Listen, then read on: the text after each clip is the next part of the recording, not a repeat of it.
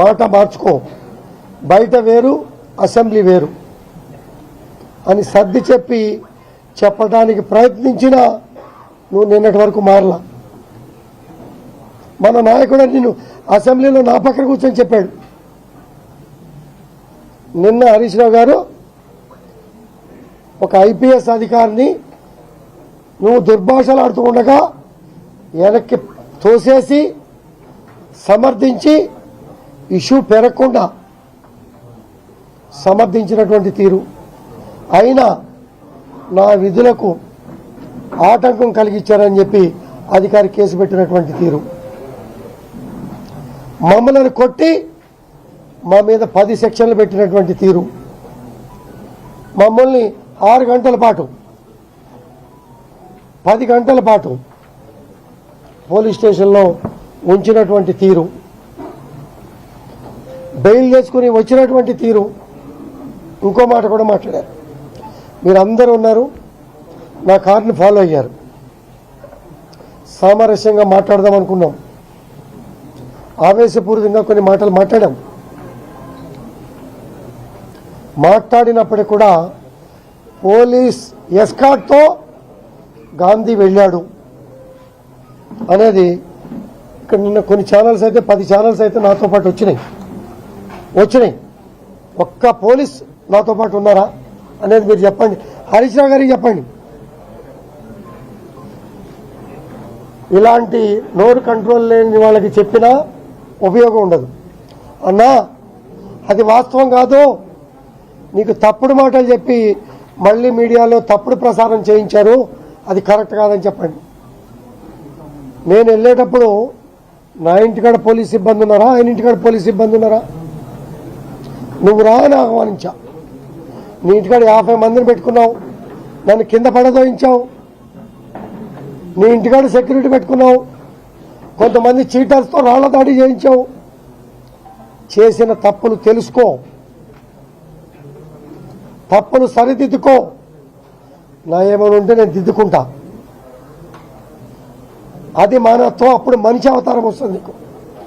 అప్పుడు దాకా ఏ అవతారం వస్తుంది? రాక్షస అవతారం. ఇప్పుడు దాకా నువ్వు ప్రవర్తించిన తీరు అదే రకంగా ఉంది. నేను ఒక్కసారి మాత్రమే ప్రవర్తించా. నన్ను దుర్భాషలాడిన తీరు నా వెనకాల ఎవరు లేరు. నేను ఎప్పుడు ఒంటరి పోరాటం చేస్తా. ఆనాడు తెలుగుదేశం పార్టీలో కూడా ఇదే నాయకుల మీద ఒంటరి పోరాటం చేశా. రావటమే అయ్యప్ప సొసైటీలు ఇల్లీగల్ కన్స్ట్రక్షన్స్, ప్రోటోకాల్ లేని పద్ధతి, శాసనసభ్యుడికి తెలియని పరిస్థితులు పోరాటం చేశా.